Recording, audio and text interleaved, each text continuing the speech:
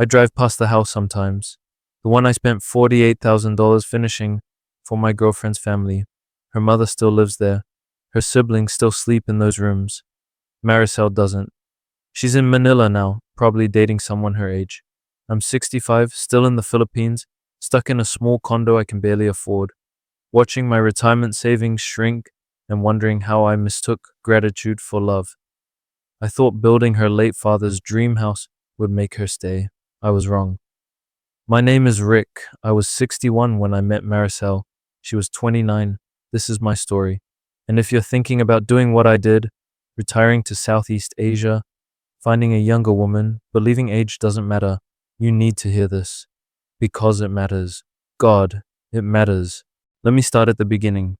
Because to understand how I ended up here, 65, alone, still in the Philippines because I can't really afford to leave, you need to know why I came here in the first place. I got divorced when I was 53. My ex-wife Nancy and I, we were together for 18 years. Met in our 30s, married at 35. She didn't want kids. I thought I was okay with that. Turns out I wasn't. By the time I was in my early 50s, that resentment had built up. We fought about it constantly. I'd see friends with their kids, their grandkids, and I'd feel this emptiness, you know? She'd say we'd talked about it, that I'd agreed, and she was right. I had agreed, but somewhere along the way I changed my mind and she didn't. We divorced when I was 53. Not terrible, just done. No kids meant no custody battle. We split things relatively fairly. I kept my retirement savings. She kept the house. I moved into an apartment in Portland, started over. For the next 8 years, I just worked. I was in IT, worked at a mid-sized company. Good job, decent pay, nothing special but stable. I dated a bit here and there, but nothing serious. Most women my age were either still married, divorced, and bitter about it, or just not interested.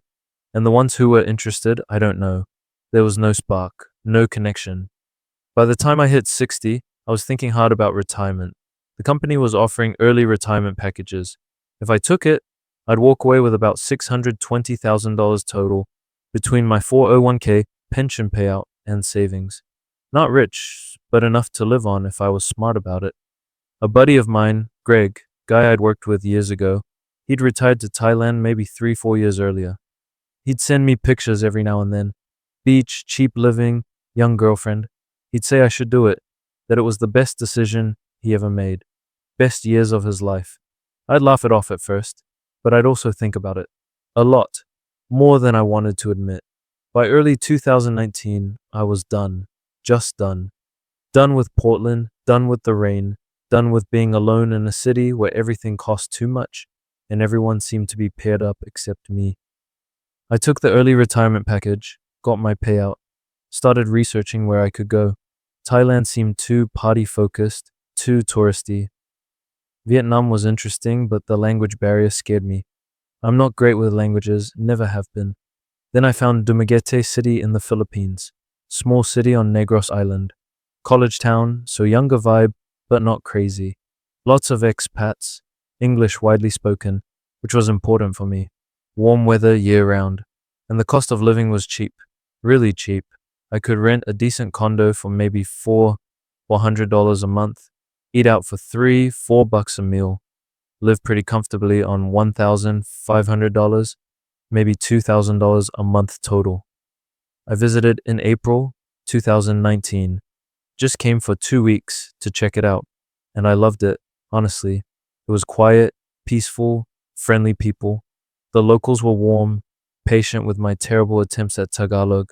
It felt safe. Not too touristy, not too remote, just right. I went back to Portland, sold most of my stuff, didn't need much anymore, and moved to Dumaguete permanently in July 2019. I was 61 years old, starting completely over in a foreign country. Felt kinda crazy, if I'm being honest, but also exciting. For the first few months, I was happy. Really happy. I'd wake up to sunshine every single day. No more gray skies, no more rain. I'd walk along the boulevard in the mornings, eat fresh seafood for lunch, practice my Tagalog with locals who'd laugh at my pronunciation, but appreciate I was trying. I'd go to this expat coffee shop a few times a week, chat with other retired guys. Some of them had Filipino wives or girlfriends. Some didn't. We'd talk about life, about adjusting, about how different everything was here. But I wasn't really looking for a relationship yet. I mean, I thought about it sometimes, but I'm not an outgoing guy, you know? Never have been. The idea of walking up to a woman at a bar or something, trying to start a conversation, that's not me. I'm awkward with that stuff. Always have been. So I just settled into my routine. Walking, eating, reading, watching movies. It was nice, peaceful. But by the time I'd been there maybe 4 months, this was around November, I started realizing I had a problem. A practical problem? I couldn't cook. Well, I could make basic stuff, but Filipino food? No idea. And the condo was getting messy. I'm not good at keeping up with cleaning, laundry, that kind of thing. I'd always been bad at it, even back in the States. One day, I was at the expat coffee shop and I was talking to this guy, Tom, older British guy, been living in Dumaguete for years. I mentioned I was struggling with the cooking and cleaning situation, just making conversation, not really asking for advice. He said I should just hire a housekeeper, that everyone does it here. It's cheap and it'll make my life so much easier. I'd never thought about it. Back in Portland, hiring a housekeeper felt, I don't know, too expensive, too fancy, but here it was different. Tom said he knew someone who'd been helping his neighbor. Hard worker, honest, spoke great English. Her name was Maricel. He gave me her number. I texted her that evening, asked if she'd be interested in helping me out a few days a week. She said yes. That's how I met her. Maricel showed up at my condo on a Tuesday morning. I think it was around late November. I remember opening the door and being surprised. I guess I'd expected someone older, maybe middle-aged. But she was young, 29. She was okay, pretty, you know what I mean. She had this warm smile that made me feel she was genuinely happy to see me, even though I were a complete stranger. She introduced herself and asked what I needed help with. Told her that I needed help with cooking, Filipino food especially, and cleaning, laundry, that kind of thing. 3 days a week, maybe. She asked what I liked to eat, if I had any food allergies. Just normal questions. We agreed on $50 a week. That's about 2,500 pesos. For Americans, that sounds like nothing. But Tom had told me that was decent pay here for part-time housekeeping work. She seemed happy with it. She started that same week, Tuesdays, Thursdays, Saturdays. She'd come around 9 in the morning, cook lunch and dinner for me, enough that I'd have leftovers, clean the place, do laundry, organize things, then leave by 2 or 3 in the afternoon. At first, it was just professional, you know? She'd come in, do her work, we'd exchange pleasantries. Good morning, how are you, that kind of thing, and then she'd leave. I didn't think much of it. She was just helping me out with stuff I couldn't do myself. But after a few weeks, maybe a month or so, we started talking more. I'd sit in the kitchen while she cooked, just to keep her company, I guess. Or maybe to keep myself company. I'd ask her questions about the food she was making, about Dumaguete, about Filipino culture. She was easy to talk to, really easy. She'd answer my questions, laugh at my terrible Tagalog pronunciation, ask me questions back. Nothing too personal at first, just normal stuff. Where was I from? What did I do before I retired? Did I have family? I told her about Portland, about my job, about my divorce. She listened, really listened, you know? Not just waiting for her turn to talk. She seemed genuinely interested. She told me she was from a small barangay. That's like a village or neighborhood, about 30 minutes outside the city. She'd grown up there, not rich but not extreme poverty either. Her family had struggled though. Her dad had died when she was in high school. Road accident. Her mom had raised her and 3 younger siblings alone after that. Maricel had gone to college at Silliman University right there in Dumaguete, got a degree in education, wanted to be a teacher, but she couldn't find a teaching job that paid enough to help her family. So she'd been doing caregiving work, housekeeping, whatever she could find, sending money home every month to help her mom, to help her younger brother finish vocational school, to help her sisters finish high school. I liked that about her. She was responsible, hardworking. She cared about her family, took care of them. That meant something to me. Over the next couple of months, we became, I guess you'd say, friendly. maybe even friends. She'd tell me about her life, her frustrations, her dreams. I'd tell her about mine. We'd laugh together. It felt good having someone to talk to, someone who didn't judge, who just listened. I remember one day, this was maybe 3 months after she'd started working for me. I was feeling particularly lonely. I'd seen a young couple at the coffee shop that morning, all happy and affectionate, and it just hit me how alone I was, you know? Maricel was in the kitchen cooking, and I just asked her, kind of blurted it out, honestly. Maricel, can I ask you something? I said, what are girls like here? I mean, Filipino girls. How do you meet someone? She smiled and said, you mean you want a girlfriend? I felt embarrassed. I remember stumbling over my words, replying her. I told her, I think so, or maybe I'm lonely, I guess, and I don't really know how to meet people here. I'm not good at that stuff. She thought about it for a moment. Then she said, most expats meet Filipinas online, dating apps, that kind of thing, or at bars, restaurants, some meet at church. Told her I'm terrible at online dating, and I'm not really a bar guy. She laughed and said, then she don't know what to tell me. We left it at that, but I remember feeling grateful that I could talk to her about it, that she didn't make me feel stupid or pathetic. Looking back now, that was probably the moment something shifted, when I started seeing her as more than just my housekeeper, when I started seeing her as, I don't know, a friend, someone I could open up to. Then COVID hit. March 2020, the world shut down, lockdowns, curfews, everything closed. You couldn't even leave your barangay without a special pass. Maricel couldn't come to work anymore. I was stuck in my condo alone.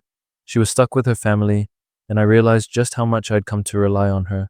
Not for the cooking or the cleaning, though I missed that too, but for the company, the conversation, the feeling that someone cared whether I was okay.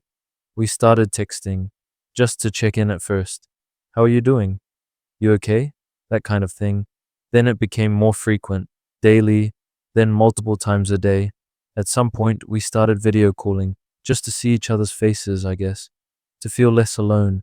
We'd talk for an hour, sometimes longer, about everything, about nothing, about our lives, our fears, our hopes. And somewhere in those months, April, May, June 2020, something changed for me. I started looking forward to her calls more than anything else in my day. I'd replay conversations in my head, think about things she'd said. I realized I had feelings for her, real feelings, not just loneliness or convenience. I cared about her. I thought about her constantly. I wanted to hear her voice, see her smile. But I didn't say anything. I couldn't. She was 29, I was 61, 32 years apart. What could I possibly offer her? Why would she ever see me as anything other than the old guy who paid her to clean his condo? I told myself to get over it, to stop being ridiculous. But I couldn't. By July 2020, restrictions had eased a bit. Maricel could come back to work. When she showed up that first day, I swear my heart jumped. I'd missed her. Not the cooking or the cleaning, her. We fell back into our routine, but it was different now. There was this tension, I guess. Good tension. She'd catch me looking at her and smile. I'd catch her looking at me and look away, embarrassed. I remember one day in August, it was a sunny day. She was in the kitchen cooking, and I was sitting there watching her, and I just asked her. I said, Maricel, can I ask you something? Are you seeing anyone? Like, dating anyone? She smiled and said, no. Why? I stumbled over my words, asked if maybe she'd want to have dinner sometime. Out. As more than just this. She didn't answer right away. She just looked at me. And for a moment I thought I'd ruined everything. Then she said, Rick, you know I'm 29 and you're 61. I said, I know. She was quiet for what felt like forever. Then she said, people are going to judge us. You know that. Told her, I know, but I don't care what they think as long as she doesn't either. She paused for a moment. Then she smiled and said, okay, let's have dinner. That's how it started. We went to a restaurant outside Dumaguete that Saturday, about 30 minutes away in a small town where we wouldn't run into people we knew. I felt like a teenager sneaking around, which was ridiculous at my age, but it was also exciting. I hadn't felt this way in years, maybe ever. We talked for hours about everything. She told me more about her family, her childhood, her dreams. I told her more about myself.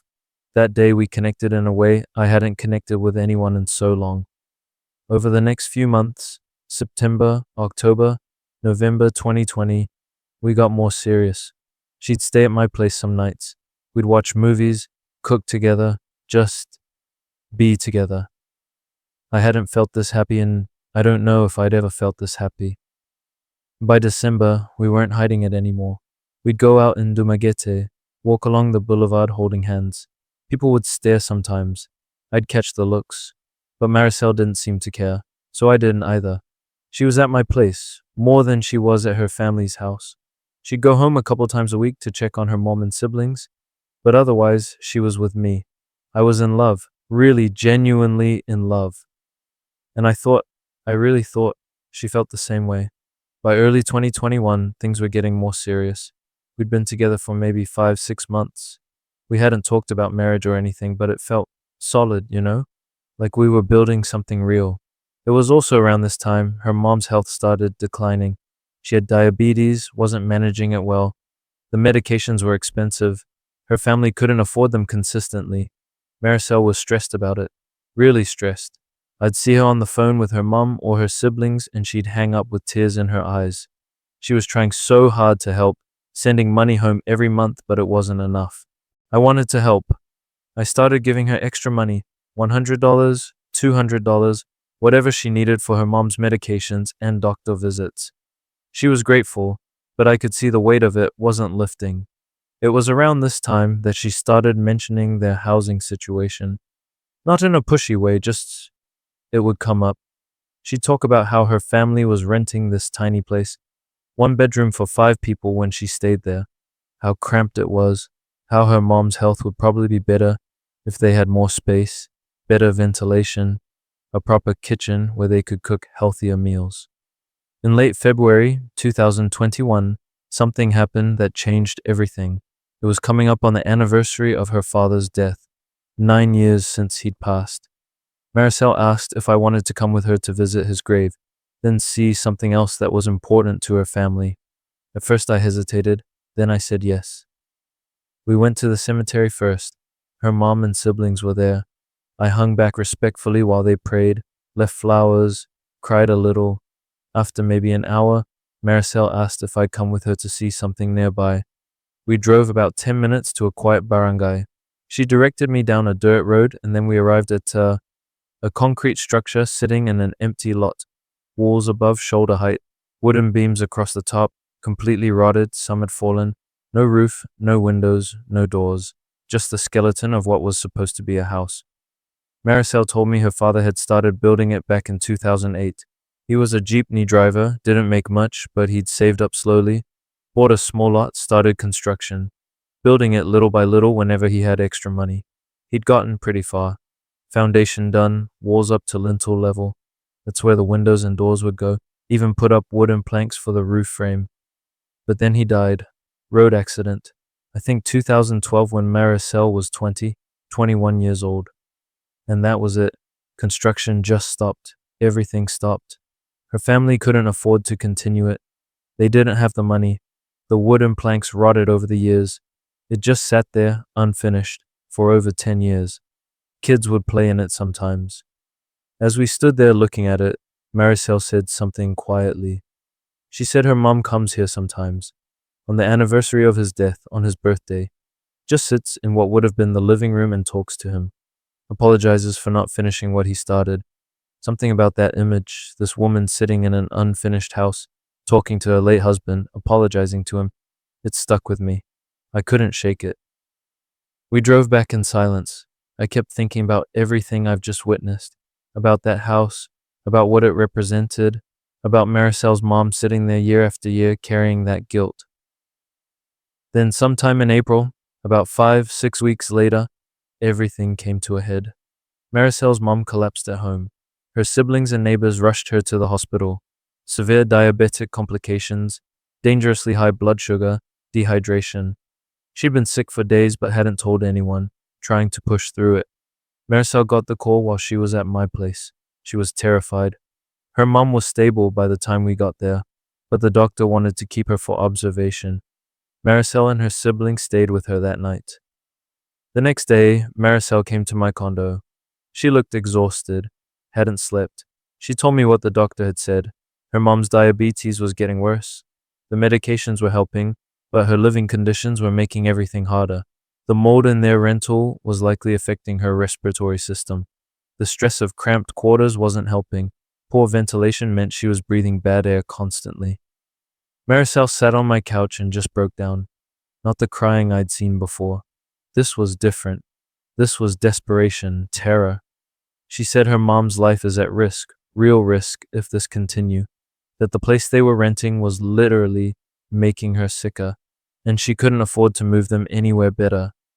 She couldn't save her. She couldn't do anything.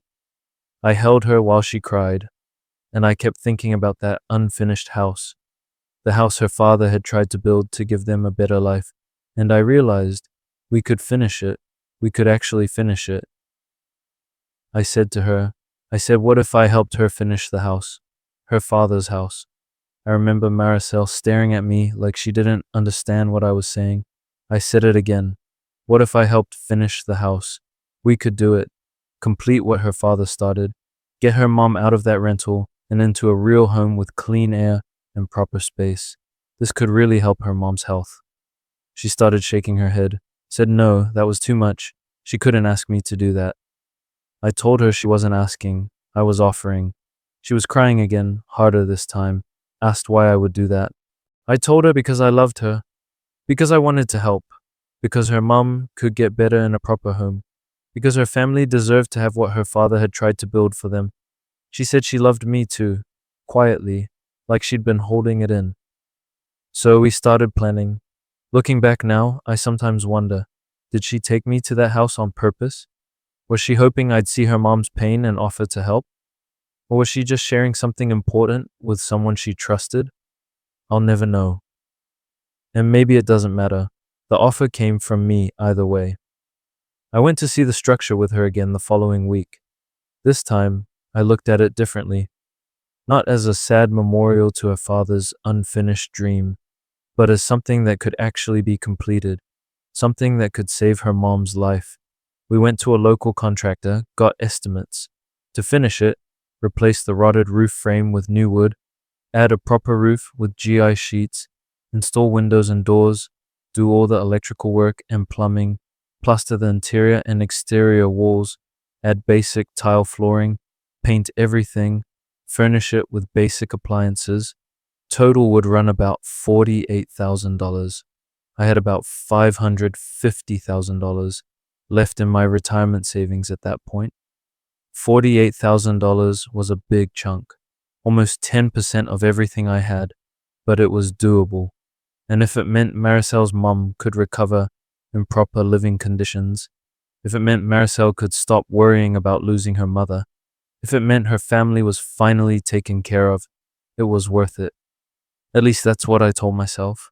Deep down, though, I think I knew what I was really doing. I was trying to lock her in.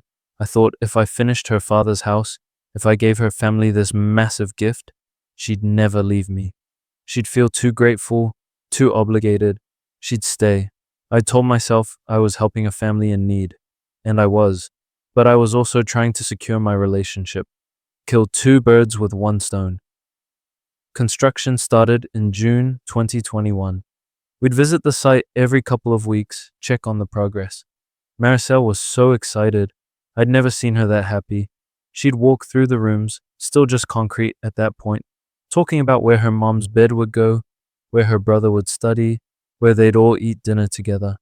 Her mom's health had stabilized after the hospital visit. The new medications were helping, but everyone knew she needed to get out of that rental. The house couldn't be finished fast enough. The work took longer than expected.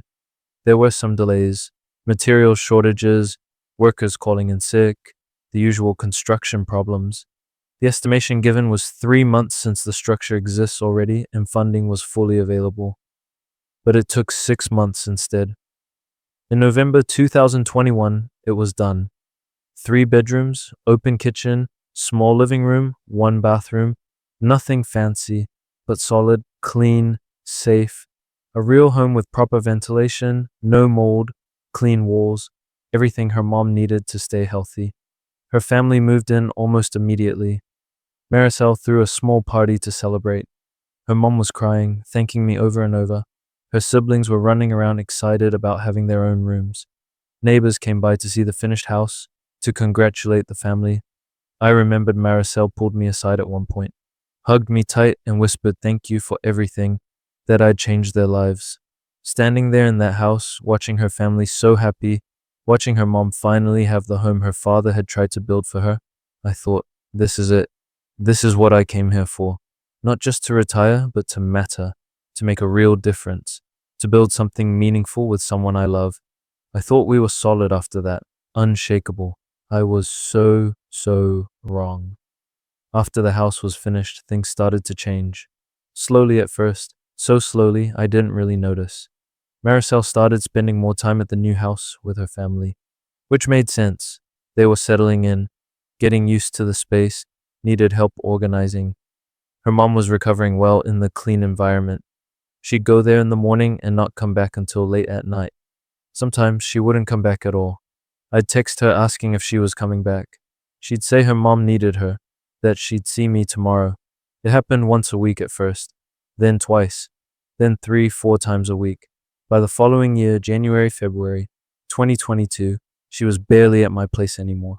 Maybe 1 or 2 nights a week, and when she was there, she seemed distant. Always on her phone, distracted, not really present. I tried bringing it up gently, said I felt like I barely saw her anymore. She'd sigh and say her family needed her right now, that they were still adjusting. Asked me to give it time, so I gave her time. What else could I do? But it didn't get better, it got worse. Around March, April, I started noticing she was spending time with people I didn't know. Younger people. Her cousin had moved to Dumaguete for work, and suddenly Maricel was hanging out with his whole group of friends. People in their late 20s, early 30s, going to bars, beaches, birthday parties. She'd post pictures on Facebook, her laughing with these people, all young, all having fun. I wasn't in any of those pictures, not one. I asked her once why she didn't invite me to these things.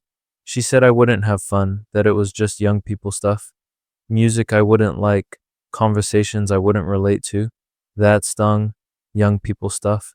Like I was too old to be part of her social life. Like I didn't fit in her world anymore. And I started noticing other things too. The way people looked at us when we were out together. The stares. I'd catch her glancing around sometimes, aware of the eyes on us. She never said anything, but I could see it starting to bother her. The weight of being watched, being judged. Or maybe I was just projecting my own discomfort onto her. I'll never know. I remember once, we were at a cafe in Dumaguete. 2 expat wives at the next table made loud comments about girls sleeping with men old enough to be their grandfathers just for money. Maricel heard it. She didn't react, just stared down at her coffee. But I saw her face. She was humiliated. After that, she stopped wanting to go out with me as much. She'd make excuses when I suggested dinner or a walk, said she was tired, had a headache, needed to help her mom. But she'd go out with her friends. With people her own age, I could feel it slipping away, and I didn't know how to stop it. Around the middle of that same year, June maybe, the situation hit a breaking point. Maricel had been distant for weeks, barely around, barely talking to me when she was. One evening she came over. She looked serious, resolved. She asked me a question that changed everything. What did I see when I looked at our future? 10 years from now, 20 years from now. I remember stammering something about us being together, being happy, maybe traveling. Then she laid it out. When I'm 75, she'd be 43. When I'm 80, she'd be 48. She asked if I understood what that meant. I said age was just a number. The words felt hollow even as I said them. She told me no, it wasn't. She said she cared about me, that I'd been good to her and her family. But she was 31 years old. She wanted to really travel, have adventures. She wanted to maybe have children someday. She wanted to build a life with someone who was building theirs too, not someone who'd already lived most of his. Each word felt like a knife, because they were true, all of them. I told her I thought we were building a life together. She said we were trying to, but we were in completely different places. I was thinking about retirement, slowing down, comfort, and she was just starting. She was at the beginning of everything. We sat in silence. Then she continued. Her friends kept asking what her plan was. They saw her with me and wondered, what happens when I'm elderly and she's still middle-aged? They wondered if she was going to spend her 40s and 50s being a caregiver instead of living her life. Asked if that was what they thought or what she thought. She said both. She'd tried not to think about it, tried to focus on how kind I was, how much I'd helped her family, but she couldn't stop thinking about it anymore. The years ahead, what her life would look like. I started to say something about the stairs, the social judgment, but she cut me off. She said it wasn't just that. The stairs bothered her, yes. But the main thing was that she was 31 and I was 63, and every day that passed, that gap mattered more. She couldn't pretend it didn't. A few days later, her mother called me, asked if she could come by to talk. I wasn't sure what to expect. Her name's Rosemary. She sat across from me in my living room, looking troubled, conflicted. She started by thanking me again for what I'd done for their family. The house, helping her health improve, and finishing what her husband had started. That it meant everything to them. They'd never forget it. Never. She told me something I hadn't realized. She'd assumed from the beginning that Maricel was serious about settling down with me. That's what she thought when we started dating, that Maricel saw a real future with me. But that doesn't seem to be the case. She said to me she'd hoped, truly hoped, that Maricel would settle down with me. That after I finished the house, after everything we'd been through together, Rosemary had been certain that Maricel would stay. She'd thought that's where things were heading. But Maricel had been talking to her for months now about her worries, about the future, and Rosemary didn't know what to do. She was caught between gratitude to me and understanding her daughter's fears. I asked if Maricel had asked her to come talk to me. She said no, that Maricel didn't even know she was there. She came because she wanted me to know how grateful they were, and because she hoped, maybe foolishly, that if I knew what Maricel was thinking, maybe something could change. Maybe Maricel would reconsider. But then her expression shifted, got more serious. She told me something that has stayed with me. When her husband died, he was only 45 and she was 43. They thought they had so much time ahead of them, but time ran out. Maricel watched her grieve, watched her struggle alone. Maybe part of why Maricel was scared was because she could see the same thing happening to her. I was 63 now. In 10 years, I'd be 73. In 20 years. She didn't finish. I understood. Maricel had watched her mother become a widow far too young. She didn't want to walk that same path except starting even younger, with an even bigger age gap. I remember Rosemary looked at me with these sad, tired eyes. She said she wished things were different. She wished age didn't matter the way it does. She wished Maricel could see past it. But she also understood why her daughter was scared. I asked her what I should do. She was quiet for a long moment. Then she said if Maricel wouldn't reconsider, if her mind was made up, then I should let her go. Not because I wasn't good enough, she said, but because we were at different stages of life. That was nobody's fault. That was just reality. That evening, Maricel came over. We both knew this was it. She told me her mom had come to see me, said she didn't ask her to. I said I knew. We stood there, neither of us knowing how to start. Finally, Maricel spoke, that she needed me to understand something. This wasn't about the house. It wasn't about money or what I'd given her family. And it wasn't really about what other people think, even though that didn't help. This was about her realizing that she wanted things I couldn't give her. Not because I wasn't wonderful, but because I was 32 years older than her. I said I thought love would be enough. She said she'd thought so too. For a while she really did. But love doesn't erase reality. When she looked ahead at her life, at the next 30, 40 years, she saw herself wanting things that didn't fit with where I was in my life. And that wasn't fair to either of us. I asked what we do now. She said she thought we should end this while we still cared about each other before it turned bitter. I wanted to argue, to convince her we could make it work. But I couldn't, because everything she was saying was true. Then she said something that broke me. She told me that when she'd said she chose me, that day when she said she didn't care what people thought, she'd meant it. In that moment, she really meant it. She wanted it to be true forever. I remembered that moment, how sure she'd seemed, how I'd thought we were unshakable. But meaning something in the moment and being able to live it for a lifetime, those are different things. I told her I understood, and I did. I hated it, but I understood. She said she was going to move to Manila. Her friend had a job lead at a BPO company or something. She needed a fresh start, somewhere she wasn't known as the girl who was with the old American, somewhere she could just be Maricel again. I asked when. She said 2 weeks. She'd already applied. She'd gotten the job. So she'd been planning this. Not impulsively, but deliberately. That hurt more somehow. She told me she'd always be grateful for what I did for her family, for helping her mother recover, for finishing her father's house, for everything. I was a good man and deserved someone who could love me the way I deserved. But she couldn't be that person anymore. She couldn't sacrifice her whole future for this relationship. The next day, she moved out. That was our last night together in the same house. I still remember her walking to the door and stopping, looking back at me, and saying she hoped I'd find what I was looking for, and then she left.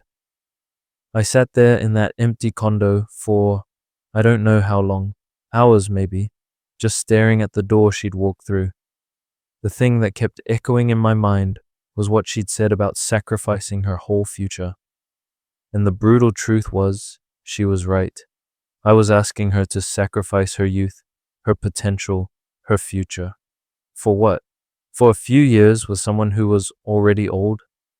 I'd told myself that age didn't matter, that love was enough, that we could beat the odds, but you can't beat math, you can't beat biology, you can't beat the simple fact that when you're 32 years apart, you're living in different timelines, and no amount of love changes that.